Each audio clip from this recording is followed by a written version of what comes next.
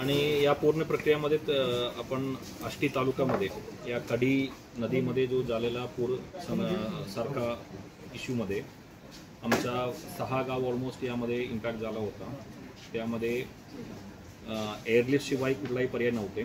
त्यानंतर आम्ही मान्य DCM साहेबांच्या मार्गदर्शनाखाली आणि माननीय तिकडेचे आमदार सुरेश दस या दोन्हीचा संपर्क करून आपण एअरलिफ्टसाठी मागणी केलं होतं।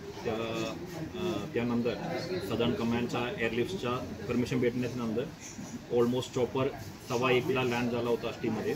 त्यानंतर आपण 3-4 ठिकाणातून ऑलमोस्ट 52 लोकांना बाहेर काढलेलं आहे, सेफली काढलेलं आहे आणि त्या चॉपरमधून 24 लोकांना आणि स्थानिक प्रशासनाने 27 लोकांना किती लोकांना तिकडून रेस्क्यू केलं। या सगळ्या घटनाक्रमात कोणाचा मृत्यू झाला आहे का, कोणी वाहून गेल्याची काही माहिती आहे? एक माणूस दामनगाव या गावामधून वाहून गेल्याची माहिती आहे, त्यांचा शोध चालू आहे आता। आणि दुसरा त्यांच्या रेस्क्यूच्या दरम्यान एक व्यक्तीचा मृत्यू झालेला आहे। त्यांचा आता PM साठी आपण बॉडी पाठवलं आहे। ते एकदा PM रिपोर्टच्या नंतर त्यांचा एक्झॅक्ट कारण काय तो मला कळणार। जिल्ह्यातील पूरस्थितीच्या पार्श्वभूमीवर शाळांना सुट्टी जाहीर करतायत, काय नाही? आता आज जो पाऊस चालू होता ऑलमोस्ट मला असं वाटतं की 40 mm च्या जवळपास आमच्याकडे पाऊस चालू होता आज।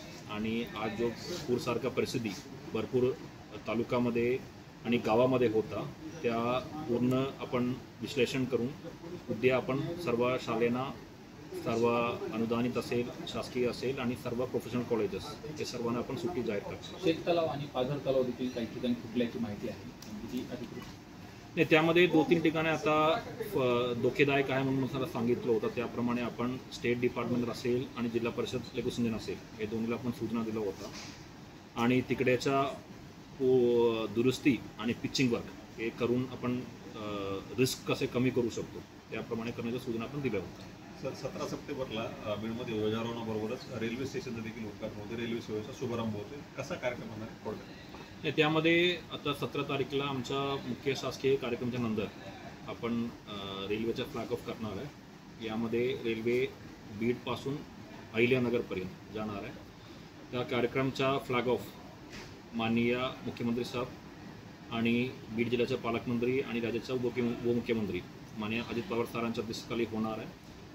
त्यामध्ये रेल्वेचे वरिष्ठ अधिकारी सर्वजण उपस्थित असणार आहे।